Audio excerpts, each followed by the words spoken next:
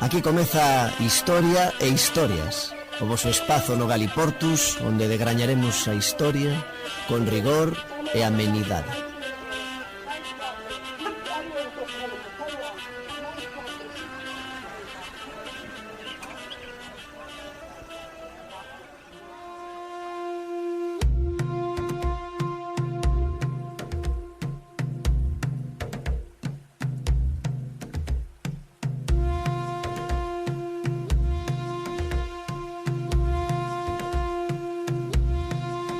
O escritor, intelectual, crítico literario, lingüista e académico portugués Fernando Venancio acaba de revolucionar o mundo da lingüística en Portugal con Así naxeu unha lingua, unha extensa obra na que cruza unha fronteira difícil de tocar no país veciño, que a orixe do portugués está na Galiza.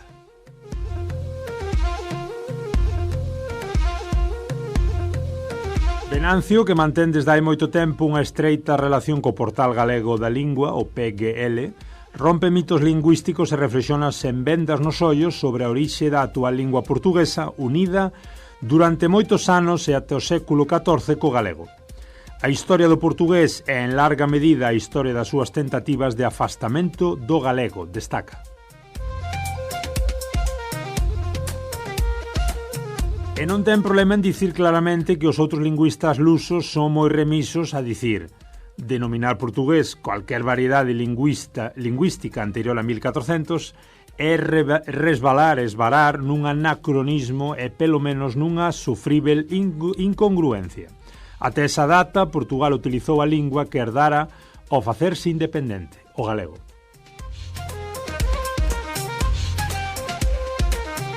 Venancio non estudou a súa lingua desde só unha perspectiva. De feito, para facer a súa obra, pasou longas tempadas na Galiza e en contacto coa xente do Portal Galego da Lingua e da AGAL. Ningún portugués ficou alá máis do que uns meses na Galiza. Eu mantiven debates continuos e moi serios nos que aprendín o que pensamos ser obvio e non é obvio, sobre todo para interlocutores sen vontade de mudar. Destes debates que comenta recoñecen unha longa entrevista no xornal público que os radicais galegos están acomplexados e na eterna comparanza cos vascos e cataláns. Teñen un complexo de inferioridade tremendo. Durante séculos, mas sobre todo durante o franquismo, eles tiveron unha doutrinación tan convincente para eles de que aquilo que falaban non valía nada, que acreditaran niso, é unha situación completamente diferente da dos vascos e da dos cataláns. Mas Venancio non ten ningún problema en recoñecer que a orixe do portugués está na antiga Galaecia ou Galecia e que os grandes trovadores medievais que usaban a lingua común galego-portuguesa eran galegos. A Galecia chegou a Coimbra, mas a lingua non. A lingua formouse ao Teodouro con as sortidas só até a Ría de Aveiro. Prácticamente todos os autores das cantigas de Amigo eran galegos e os portugueses escribíannos como os galegos, ao estilo deles.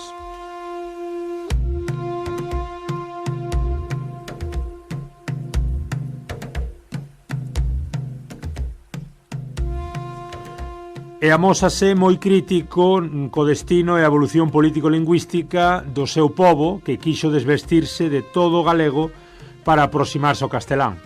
A batalla de Aljubarrota en 1385 deunos unha abertura cultural e despois tamén lingüística para nos irnos vestir a Toledo. Lisboa gaña autoconfianza en relación ao norte, hai unha lingua que se elabora e todo o que cheirase a erva a antigo era para abater. Hai unha desruralización, como lle chama o autor e tamén lingüista galego-brasileiro Xoán Lagares. Cando se chega a 1700 xa hai outra norma, xa se fala en Lisboa outra lingua. Foi cando comezou o afastamento político do portugués que se quería desvincular de todo o que fora galego. Portugal vai moito máis lonxe e máis depresa na absorción do español do que o galego, porque a Galiza ten un pobo aldeán que conserva até 1850 un galego moi puro, no contrario a unha clase superior de abogados, de padres, escribáns de lingua española. Dúas camadas prácticamente incomunicáveis que por volta de 1850, infelizmente, coa comezo do ensino escolar, pois acaba por romper. E chega ese español, dase esa inmensa aceleración da absorción do español. E quen é que agora se escreve o galego puro? É unha elite, suliña. Nese sentido destaca que é a partir do século XVI cando comeza unha fixación nas xerarquías portuguesas de utilizar a palabra lusitano ou luso para diferenciarse do norte galego. Cando a Galiza deixou de ser a referencia, Portugal procurou unha referencia máis ao sur no pobo lusitano. E Camões consagrou iso, di en alusión á obra Os Lusíadas.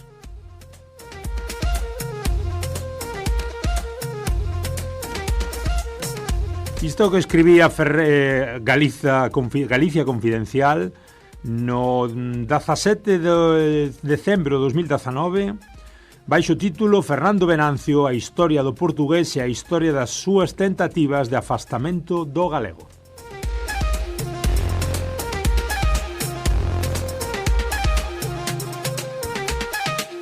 Ola, ola, como estades? Eu son Germán Esteve do Germano a Portuguesa e aquí andades nunha nova edición deste Galiportus Express que acostumamos chamarlle Historia e Historias. Benvidos. E benvidas. Aquí estamos, como dicimos, neste Historia e Historias, hoxe falando de Fernando Venancio. Escoitamos este artigo de 2019 e conmemoramos tamén o seu falecemento. Este insigno lingüista e escritor que acreditaba no futuro da lingua portuguesa, así o titula tamén noutra peza o diario público.pt, no 30 de maio de 2025, como dicimos, logo do seu falecemento, este escritor que era alentexano, morreu en Mértola, investigador curioso da lingua portuguesa, digamos que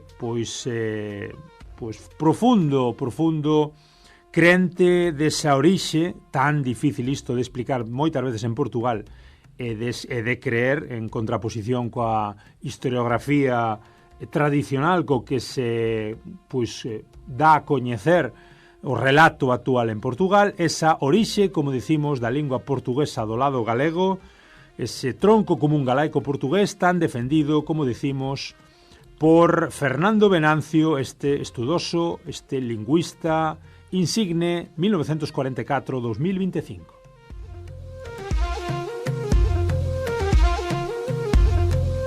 Estamos falando e honrando a Fernando Venancio, tamén se pode ser galego alén do Douro e alén do Mondego. Fernando Venancio, como decimos, este escritor, este lingüista, hoxe falando del, como non, con o noso querido Abraham Dorraca, o noso historiador sempre pendente das nosas andainas aquí no Galiportus. Como estás, Abraham? Aquí andamos, moi ben, moi ben. Que che parece este insigne escritor que dicía Fernando Venancio, falaba dese nacemento do portugués do lado galego? Moitos témolo claro aquí do lado galego, moitos outros non o teñen tan claro do lado sul do Miño. Sí, efectivamente. Sí, el aí sempre manifestou esa continuo lingüístico, non? E a súa postura pois era esa de falar en termos de lingua internacional, non? Ao final pois é unha cuestión de que lingua se convierte en lingua de Estado, non? El pois sí que empregaba moitas veces a expresión de galego como variante do portugués, non? Do mesmo xeito que pois Celso Cuña tamén na nova gramática do portugués contemporáneo pois aparece, non? Un mapa das variedades galego-portuguesas, así que fala de variedades galego-portuguesas, e entón pois aparece toda esa, o que Carballo Calero chamaba o romance ibérico occidental, non? Toda esa faixa atlántica. Mais el sí que puña moito énfase, non, nesa necesidade, e vou tentar citar textualmente, non, de que Portugal coñecese a Galiza, non? O que afirmaba era: nos existimos porque nos separamos da Galiza. E entón sempre pulou por iso, non? Por ese coñecemento do galego como lingua, e como parte dese continuo lingüístico galego-portugués por parte do público portugués, que moitas veces pois é ignorante da existencia diso, non? E pensan que estamos a intentar falar un portugués trapo raro, un portuñol raro e digamos que este Asín nasceu unha lingua, este título se chegase a ter percorrido no relato académico e oficial do Estado-Nación portugués, é un auténtico boom aí na flotación, porque sempre se está a falar en Portugal de Guimarães, de Afonso Henriques, de Ponte de Lima como a vila máis antigua. É dicir, sempre como o nacemento dese Portugal no norte, no Miño, eso está moi claro, mas despois, ou como comentábamos na intro, toda esa corte lisboeta, todo ese poder do centro neurálxico en Lisboa, fala dese lusismo, entra tamén Camões, que falamos aquí de Camões e desa orixe galega do propio Camões, entra eses Lusíadas, eses exploracións, ese mundo de navegantes, e o Miño e a Galiza queda un pouco nese imaginario que tamén moitas veces non gusta de recordar. Sí, e el situaba na batalla de Alxubarrota en 1385 ese comezo, e aparte el falaba diso como un fenómeno completamente irónico, non? Porque na batalla de Alxubarrota gaña o bando apoiante do mestre de Avís, non? Que se tornará rei de Portugal, e que non lembro agora o nome do rei, entón vamos a chamar o mestre de Avís, e claro,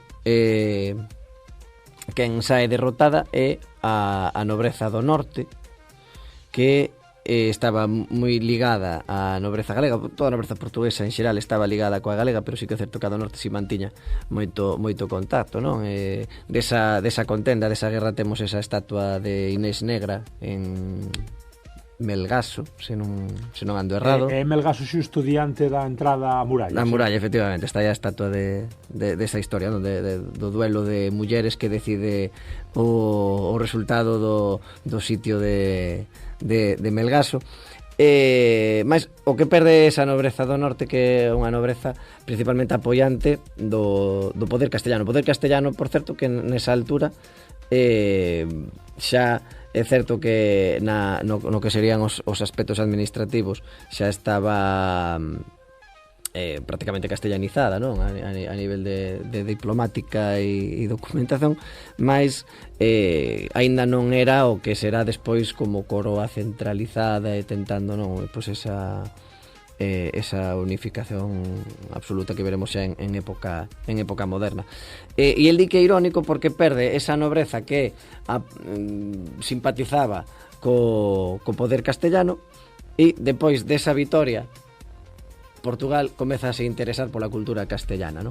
E tamén en termos lingüísticos, non? Despois xa na época filipina, xa en época moderna, pois sí que o portugués pois recibirá moitos castellanismos e mesmo nos verbos, demais. Non? Sempre nos perfectos parece que ese comí, ese percibí, esas primeiras formas do perfecto, do pasado simple, digamos, que na Galiza sí que mantivo un pouco esa orixe e moitos castelanismos, como acabaron influenciando. Sí, inclusive en formas como o iño, non? Ese iño de pequeniño, pois como moitas partes de Portugal pois acabou sendo un hito, non? Pequenito, Pedrito e demais.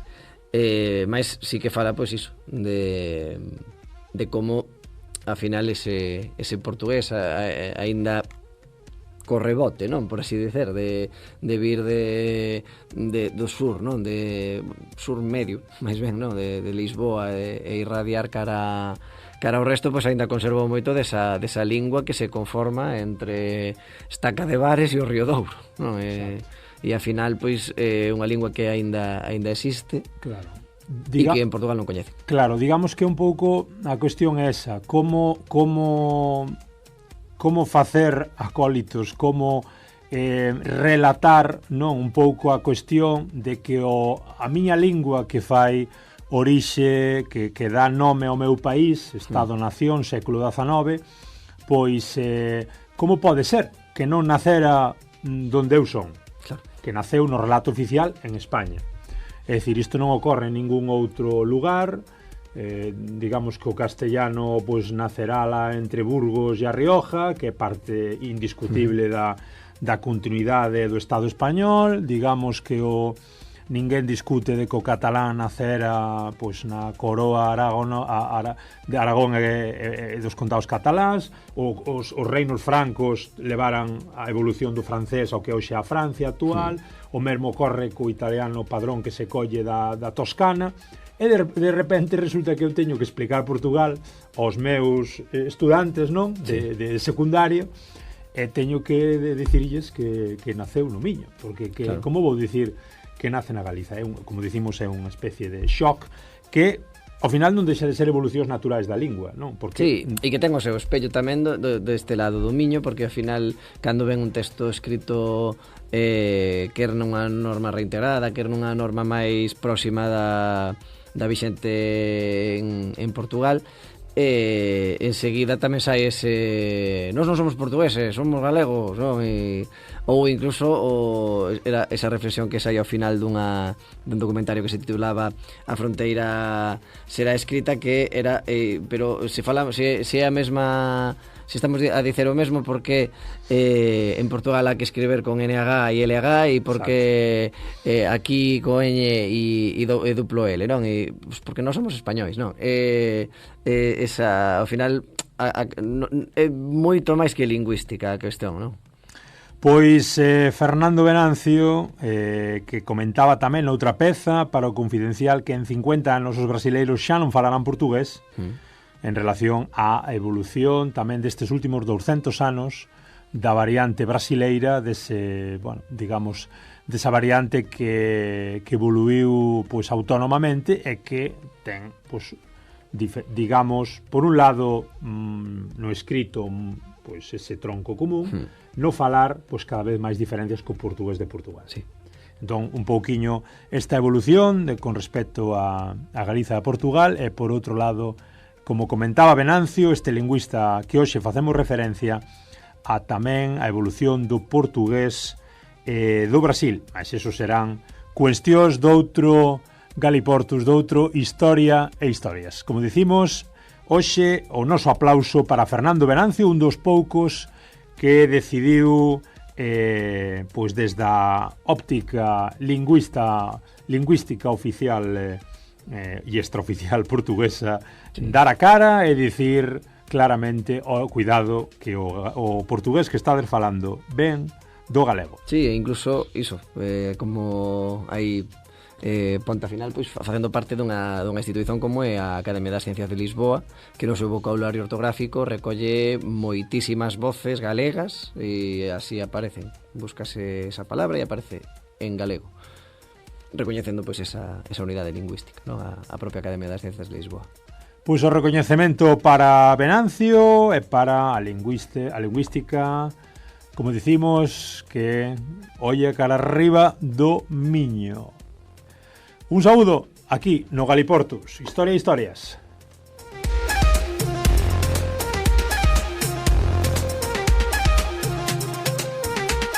Historia e Historias, o voso espazo no Galiportus onde degrañaremos a historia con rigor e amenidade.